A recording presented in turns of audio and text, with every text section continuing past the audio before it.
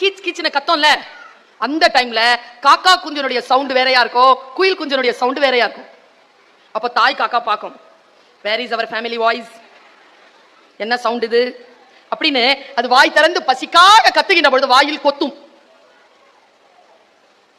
எந்த குயில் குஞ்சு தான் அறியாத பருவத்தில் ஏதோ ஒரு ஆசையாக ஒரு இடத்திற்கு போகின்ற பொழுது, ஒரு காரியத்தை செய்கின்ற பொழுது பெரியவர்களால் தண்டிக்கப்படுகிறார்களோ, அந்த குயில் குஞ்சு சாகும் வரைக்கும் அந்த குயில் பாடுகின்ற பொழுது சந்தோஷமான பண்ணை அது இசைப்பதே இல்லை. கடைசி வரைக்கும் அது சோகத்தோடு தான் அந்த இசையை வெளிப்படுத்தும். அதனால் தான் பாரதியார் சொல்லும் போது இசைக்கும் குயில்னே சொல்ல மாட்டார், கத்தும் குயிலோசை சற்றே வந்து காதில் பட வேண்டும்.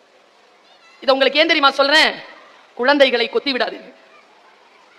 சோகப்படுத்திட்டீங்கன்னு வச்சுக்கோங்க பிள்ளைகளை, நீங்க $1000 இல்ல $1000 கோடி கொடுத்தாலும் குழந்தைகிட்ட சந்தோஷம் வராது. It rejects.